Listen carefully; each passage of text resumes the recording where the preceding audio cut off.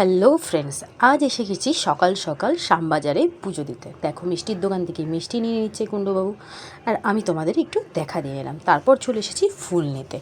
ফুলের দোকানে দেখেছো কত ফুল, আর টাটকা টাটকা সব ফুল। জবা ফুলের মালাগুলো কি বড় বড় আর কি সুন্দর, ওর একদম তরতাজা, দারুণ লাগছিলো দেখে। যাই হোক, নিয়ে নিলাম। তারপর চলে গেলাম শ্যামবাজারে মায়ের মন্দির। দেখো তোমরা সবাই, শ্যামবাজারের মন্দিরটা খুব সুন্দর, আর সাথে খুবই ছোট্ট মন্দির, কিন্তু মা না দেখেই যেন মনে একটা শান্তি এসে যায়। আর এখানকার মায়ের মন্দির খুব জাগ্রত, সবাই বলে, এবং আমরাও মানি। আমি যবে থেকে বিয়ে হয়ে এসেছি না, তবে থেকে এই মন্দিরেই পুজো দিই সব অকেশনে।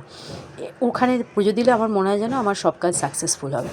দেখো এবার কুণ্ডবাবু ঢুকে গেছে পুজো দিতে, আমিও পেছন পেছন চললাম।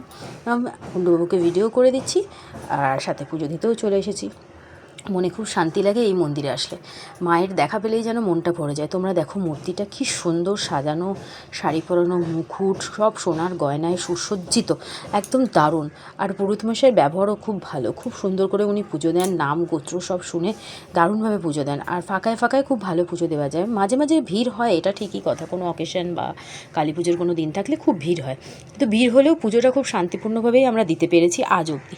দেখো কি সুন্দর করে ঠাকুরমশাই মালা পরিয়ে দিচ্ছেন, আর পুজোটাও আমাদের দেওয়া হয়ে গেছে। এবার আমি বসেছি একটু নমো করতে ঠাকুরকে, খুব মন দিয়ে ডাকলাম যাতে আমাদের সব বাধা বিঘ্ন কাটিয়ে দেয়।